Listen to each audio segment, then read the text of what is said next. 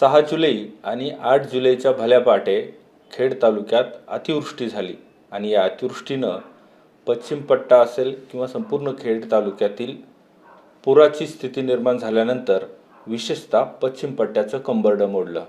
जीवनवाहिनी म्हणून ज्या रस्त्यांकडे पाहिलं ते रस्ते अक्षरशः उखडून गेले आणि पश्चिम भागातल्या आणि भीमा खोऱ्यातल्या 66 गावांहून अधिक गावांना, नागरिकांना, ग्रामस्थांना, शेतकऱ्यांना त्याची मोठी झळ पडली.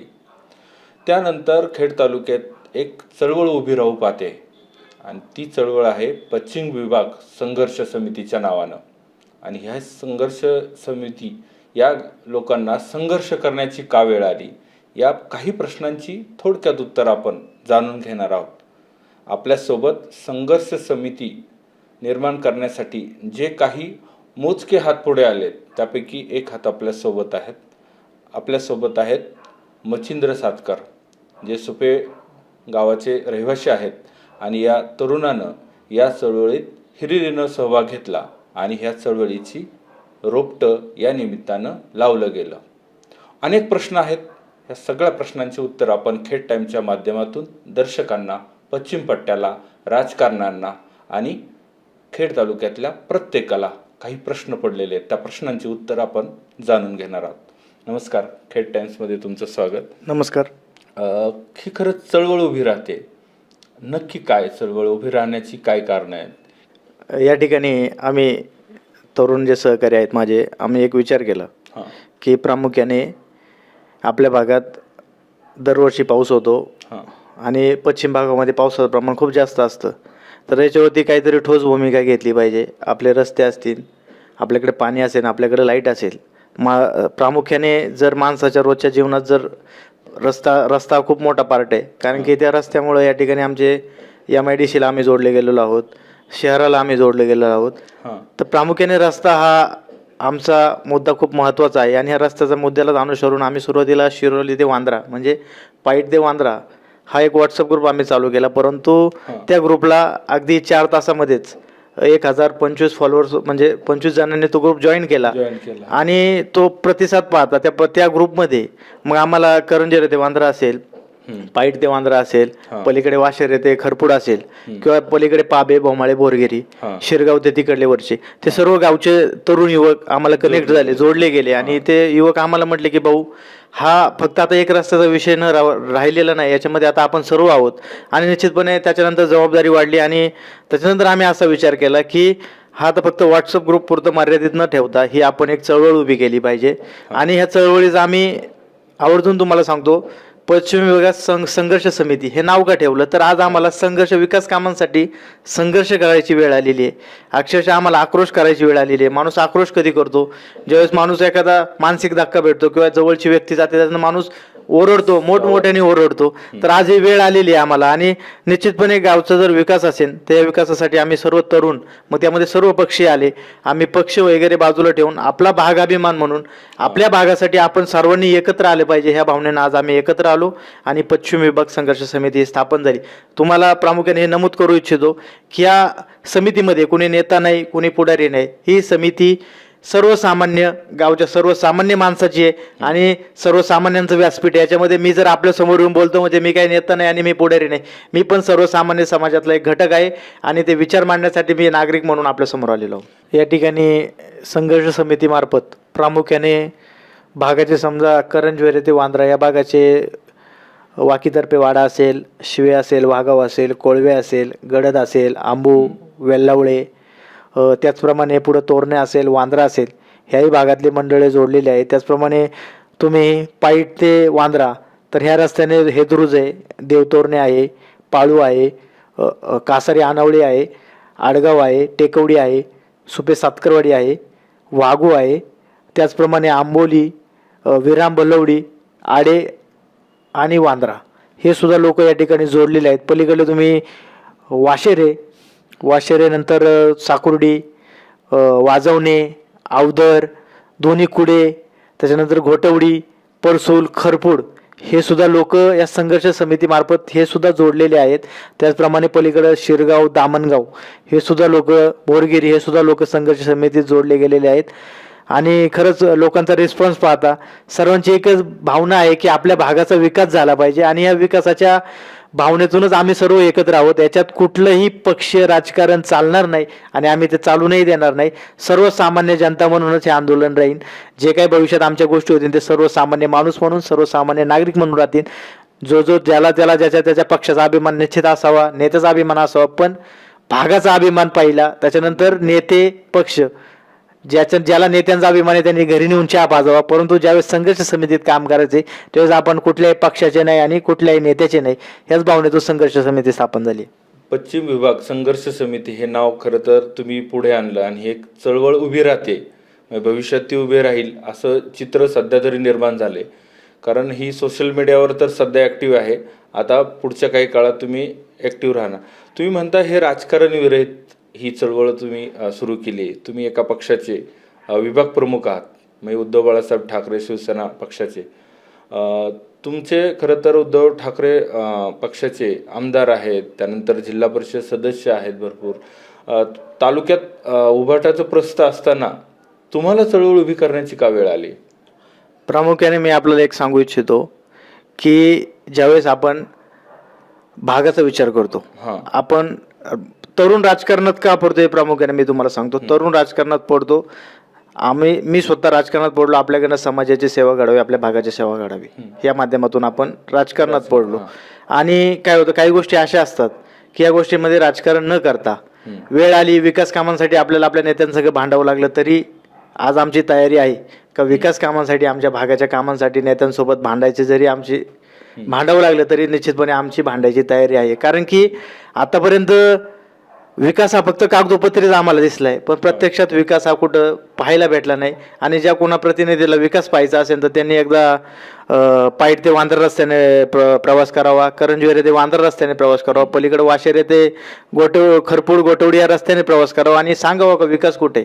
आणि काय होतं, एकदा आपण एका पक्षात राहिलो की पक्षात तुमच्या विचारांना लिमिटेशन असतं. तुम्ही तुमच्या नेत्यांच्या विरोधात बोलू शकत नाही, तुम्ही तुमच्या पक्षाच्या विरोधात बोलू शकत नाही. परंतु हे पक्ष वगैरे आम्ही भागासाठी बाजूला ठेवून त्यामध्ये माझे सर्व सहकारी असतील.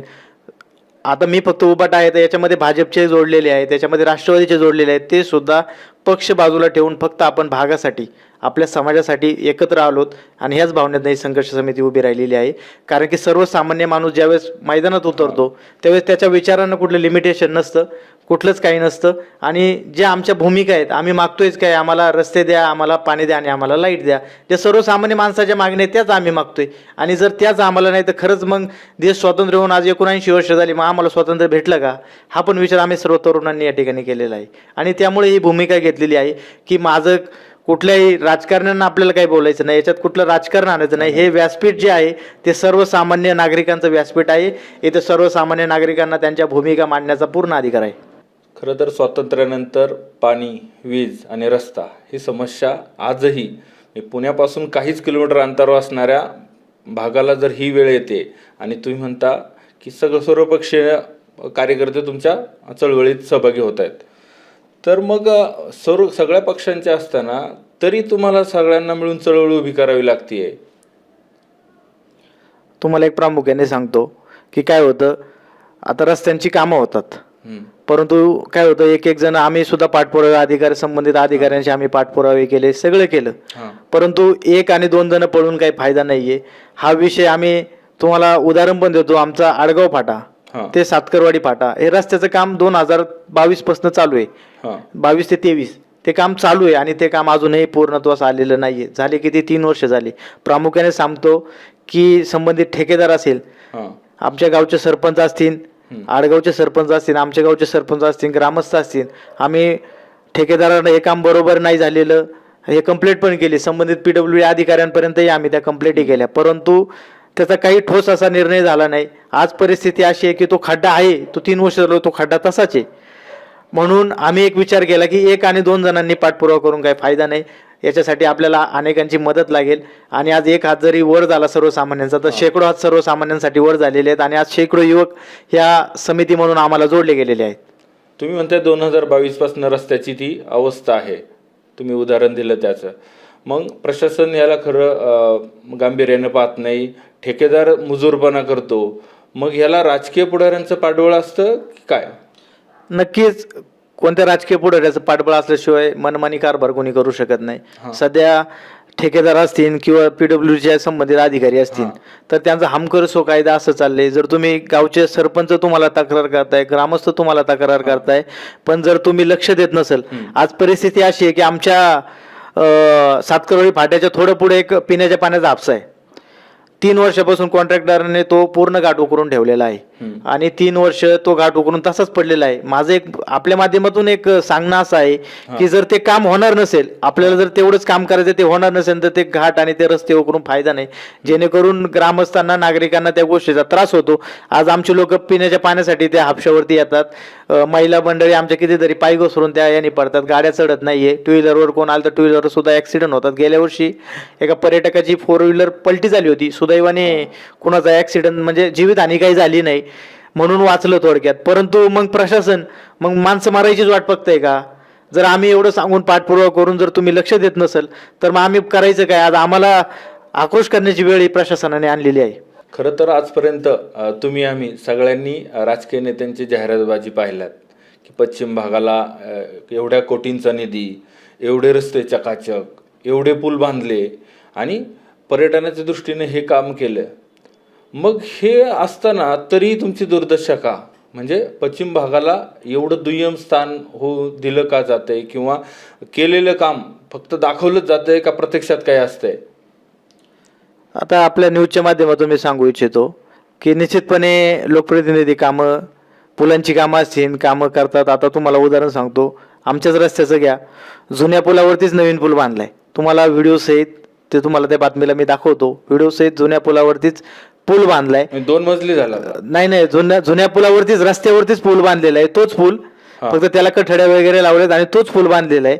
आणि एक पूल आत्ता उन्हाळ्यात काम नवीन दाखवलाय आणि आता उन्हाळ्यात एका पुलाचं काम झालं नवीन. आम्ही ग्रामस्थ सांगत होतो कॉन्ट्रॅक्टदाराला की अशा पद्धतीने करा, ठेकेदाराला तशा पण ग्रामस्थांचं न ऐकता स्वतःचीच मनमानी करून त्याने तो पूल केला आणि आताच्या पावसात तो वाहून गेला.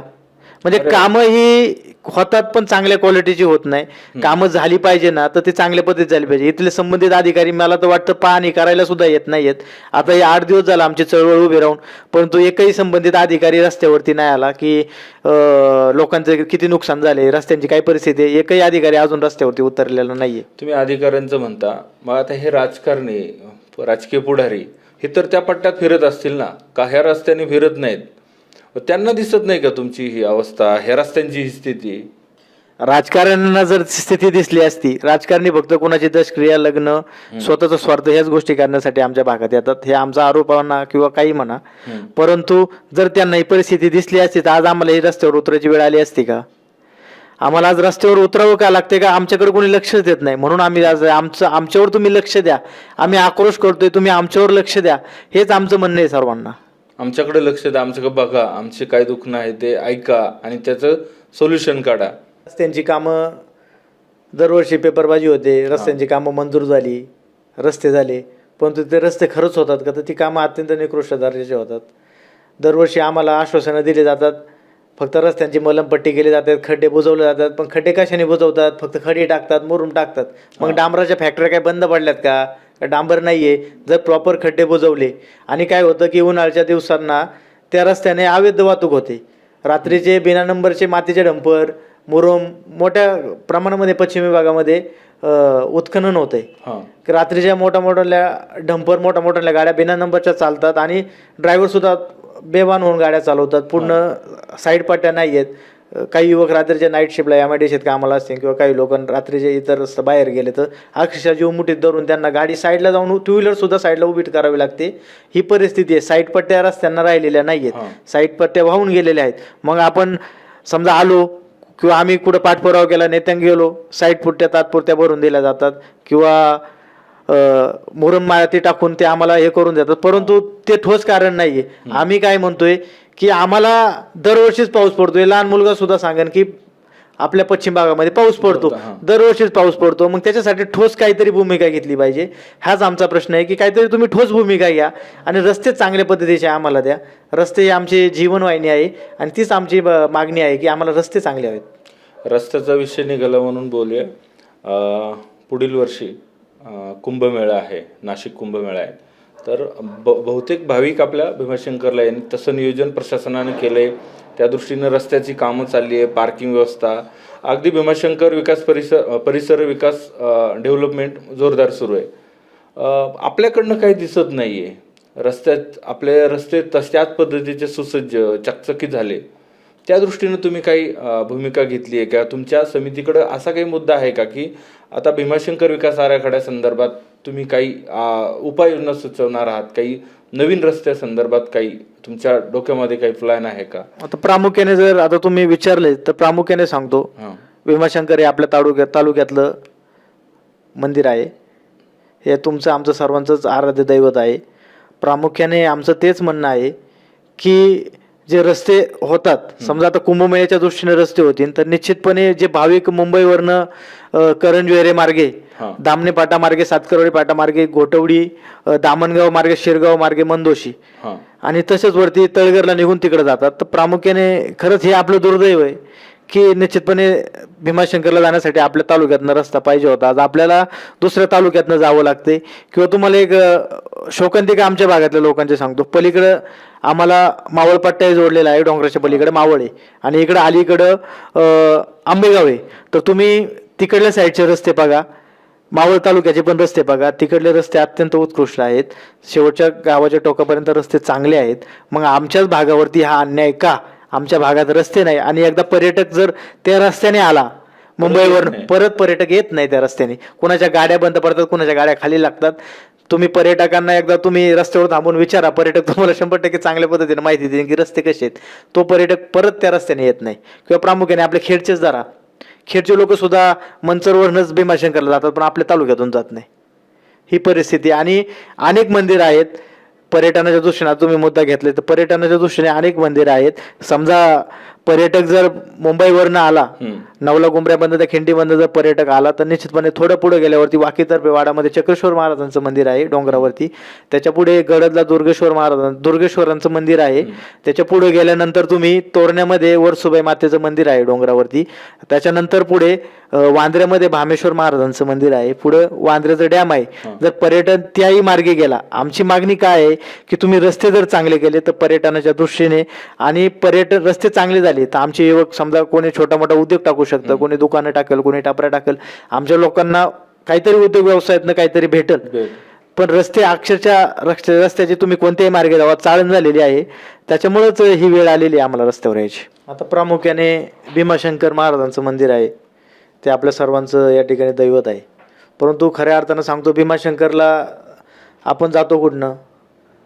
तळघर मार्गे भीमाशंकर म्हणजे थोडक्यात आंबेगाव तालुक्यातनं जातो. आपलं दुर्दैव असं आहे की आम्हाला सुद्धा गाडी घेऊन भीमाशंकरला जायचं तर आंबेगाव तालुक्यात गाडी लावू लागते आणि त्या गाडीचे पैसे आम्हाला पार्किंगचे द्यावे लागतात. रस्ते चांगले नसल्यामुळं जर हा रस्ता आता जो रस्ता झालेला आहे तो भोरगिरी मार्गे झाला तर निश्चितपणे पर्यटनाला आणि बाकीच्या गोष्टींना पश्चिम भागाला वाव मिळेल. आज भोरगिरीसारखं सुद्धा कोटेश्वर महाराजांचं मंदिर आहे, गुप्त भीमाशंकर आहे, त्या रस्त्याचं खूप पाहण्यासारखी आहे.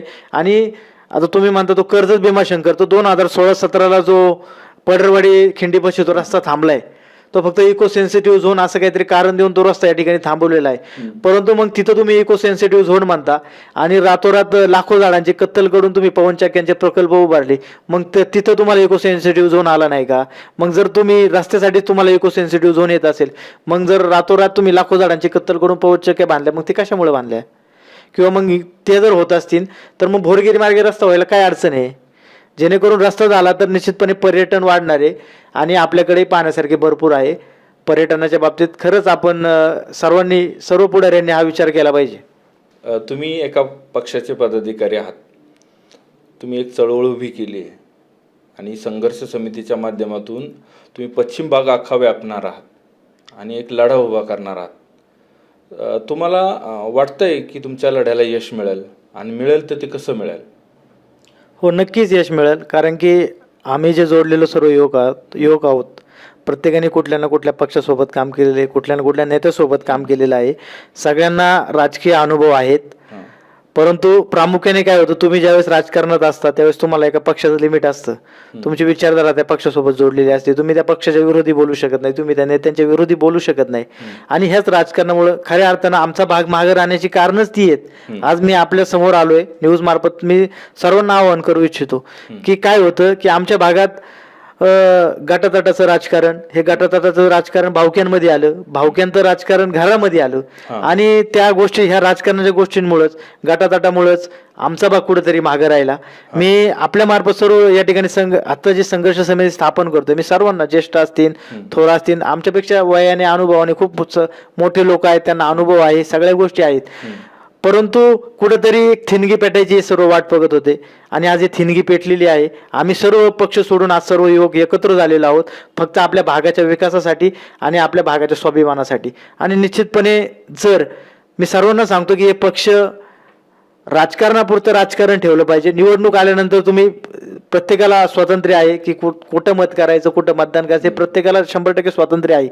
परंतु राजकारणापुरतं राजकारण ठेवून नंतरच्या वेळी आपण समाजकारण केलं पाहिजे. आणि ह्या भावनेतून आज आम्ही सर्व युवक एकत्र आलेलो आहोत. निवडणुकीचा तुम्ही मुद्दा काढला म्हणून सांगतो, प्रत्येक वेळेस निवडणूक आली का, जिल्हा परिषद असेल, पंचायत समिती असेल किंवा विधानसभा असेल, तर प्रत्येक राजकीय नेता मुंबईत जातो. आपली बरीचशी मंडळी मुंबईत आहेत स्थायिक, तिथे जाणार, तिथं सण उत्सवाला सहभागी होणार, तिथे काय देणग्या देण्याचा होतं आणि त्याच्यावर मतं खरेदी केली जातात, अशी चर्चा आहे. नाही, ही फॅक्ट आहे. आणि याच्यावर तुमचं काय मत आहे?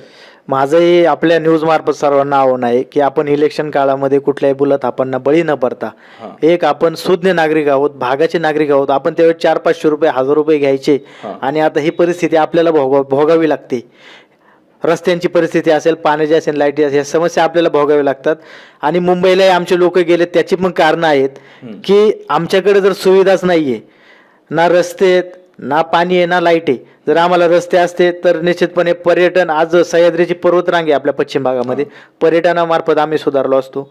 पाणी असतं तर दुग्ध व्यवसाय करून किंवा काही करून आमच्या लोकांनी सुधारणा केली असती. परंतु काहीच गोष्टी आमच्याकडे नसल्यामुळे जे लोक मुंबईला गेलेत त्यांना सुद्धा परिस्थिती 10 बाय 10च्या खोलीत कसे दिवस काढावे लागतात आणि कशी परिस्थिती काढावी लागते ते त्यांनाच माहीत असेल.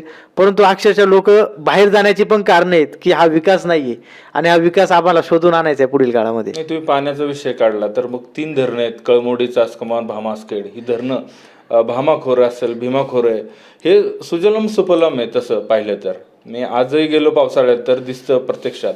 आता रस्त्यांनी त्याचं उद्ध्वस्त केलंय ते खोरं, पण त्यासाठी तुमचं पुढची काय धोरणं असणार आहे? तुमची ही चळवळ जी उभी राहते ती पुढे काय व्हिजन ठेवून तुम्ही केलं आहात, यापर्यंत पोहोचला आहात? म्हणजे नक्कीच बरोबर आहे साहेब तुमचं. परंतु पावसाळ्यात आम्हाला खरं अक्षरशः घराच्या बाहेर निघता येत नाही, एवढं पाणी असतं. पण उन्हाळ्यात त्याच पाण्यासाठी आम्हाला 2 किलोमीटर जावं लागतं. कुठलीच ठोस उपाययोजना नाही.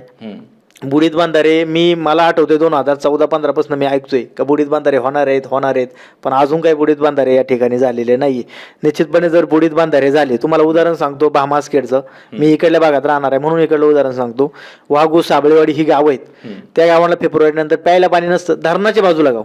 म्हणजे ही परिस्थिती जर बुडीत बांधारे झाले तर निश्चित वरची जे पाण्याची नदीची पातळी आहे किमान तेवढं जरी पाणी राहिलं तर शेती असेल, दुग्ध व्यवसाय असेल, यामार्फत शेतकरी जगू शकतो तिथं. परंतु पाणीच राहत नाही तिथं आणि त्याच्यामुळे पाण्याची सुद्धा खूप अडचण, नदी शेजारच्या गावांना सुद्धा पाण्याची अडचण आहे. हा मोठा मुद्दा आहे. मी आपल्या खेड टाइम्सच्या माध्यमातून आमच्या भागातील जे ज्येष्ठ नागरिक असतील, महिला असतील, तरुण वर्ग असेल, जो नोकरीसाठी चाकण, पुणे, मुंबई या ठिकाणी असेल, सर्वांना मी आवाहन करू इच्छितो की खरंच ही संघर्ष समिती जी आपण स्थापन केलेली आहे, इथं कुठलंही राजकीय व्यासपीठ नाही, कुठलाही राजकीय नाही. आपण सर्वसामान्य जनता, सर्वसामान्य लोक मिळूनच आपण हे उभं केलेलं आहे. मी जरी आपल्यासमोर आज लाईव्ह बोलत असेल न्यूज चॅनलच्या माध्यमातून, तरी मी सुद्धा आपल्यातलं एक घटक आहे. ह्या कार्यक्रमाला, ह्या चळवळीला कुठलंही आपल्याला व्यासपीठ नाही आहे आणि आपली भूमिका मांडायची असेल तर 100% आपण आपली भूमिका मांडावी, याच्यासाठीच आपण संघर्ष करतो. आणि प्रत्येक सर्वसामान्य नागरिकाला त्याच्या भूमिका मांडण्याचा आणि त्याच्या अडचणी मांडण्याचा अधिकार आहे आणि त्यांनी त्या भूमिका मांडावा. निश्चितपणे आपली संघर्ष समिती आपण स्थापनच केलेली आहे. त्याचा मुख्य उद्देश आहे रस्ते, पाणी आणि लाईट, ह्या 3 गोष्टींवरती आपण प्रामुख्याने भर दिलेला आहे. रस्ते आम्हाला चांगले का हवेत त्याची कारणं आहेत. तुम्हाला अक्षरशः पश्चिम भागामध्ये सांगतो, एखादी गरोदर माता भगिनी असेल तर तिलाच त्या वेदना माहीत असतील की त्या रस्त्याने कसं यायचं. रस्त्याने खेड किंवा भोसरी असे या ठिकाणी चांगले दवाखाने आहेत, तर तिकडनं येताना काय परिस्थिती होती त्याच माता भगिनीला माहीत असेल. किंवा MIDCत तरुण मुलं आज कामाला जातात, चाकण असेल, वासुली असेल, इकडे MIDCत तरुण मुलं आज कामाला जातात. तर त्या तरुण मुलाचे घरी वाट पाहणार त्याचे आई वडील असतील किंवा त्याची बायको असेल किंवा त्याची बहीण असेल, ती कोणत्याही वाट पाहतात, कोणती तळमळ त्यांना असते. आणि प्रामुख्याने पावसाळ्याच्या दिवसाला सर्पदंशाचं प्रमाण आमच्या भागात जास्त असतं. जर साप चावला तर पेशंट लवकर आपल्याला सरकारी दवाखान्यामध्ये लस उपलब्ध नाही आहे, तर चांडोलीला आणण्यासाठी सुद्धा 1.5 तास लागतो, 1.5 ते 2 तास लागतो. आणि चांडोलीला सुद्धा लस नाही भेटले तर तिथून पेशंट पुढे न्यायला लागतो. आणि अशात आमचे कितीतरी पेशंट दगावलेले आहेत. त्याच्यामुळे रस्ते आमची खरंच प्राथमिक गरज आहे. आणि प्रामुख्याने रस्ता हा विषय आम्ही आता मेन धरलेला आहे की रस्ते आपले चांगलेच झाले पाहिजे. आता फक्त आश्वासनं नको, तर तुम्ही कृतीतून काहीतरी करा, ही कृतीच आम्हाला पाहिजे. आणि त्या दृष्टीने आम्ही आज ही संघर्ष समिती स्थापन केलेली आहे. मी आपल्या खेड टाईमच्या माध्यमातून आमच्या पश्चिम भागातील सर्व जनतेला या ठिकाणी आवाहन करतो की येत्या 8 ऑगस्टला सुपे सातकरवाडी येथे आपल्या पश्चिम विभाग संघर्ष समितीची या ठिकाणी महत्त्वाची मीटिंग, आणि त्या मीटिंगमध्ये आपण पुढे कोणत्या पद्धतीनं जायचं हे आपण ठरवणार आहोत. तर सर्वांनी या ठिकाणी त्या मीटिंगला उपस्थित राहावं. आपणही समाजाचं काहीतरी देणं लागतो या भावनेतून जर आपण सर्व या ठिकाणी उपस्थित राहिलात तर निश्चितपणे पुढील काळामध्ये ही आपली संघर्ष समिती 100% एक चांगलं काम करून दाखवल्याशिवाय राहणार नाही, एवढंच या ठिकाणी मी आश्वासन देतो. पश्चिम विभाग संघर्ष समितीच्या वतीनं 8 ऑगस्ट रोजी जी आंदोलनाची दिशा ठरवण्याची हाक दिली आहे, त्या आंदोलनात खेड टाइम्स खरं तर पश्चिम भागाच्या सदैव पाठीशी राहील. आणि येणाऱ्या काळात रस्ते, पाणी, वीज याशिवाय पर्यटनाच्या दृष्टीनं या भागाला ज्या काही पाठपुराव्यासाठी सहकार्याची माध्यमांच्या दृष्टीनं गरज राहील ती खेड टाइम्स सदैव करेल. तुम्ही आलात खेड टाइम्सशी, तुमच्या व्हिजन, तुमची चळवळीविषयी तुमची रणनीती सांगितली त्याबद्दल धन्यवाद. धन्यवाद.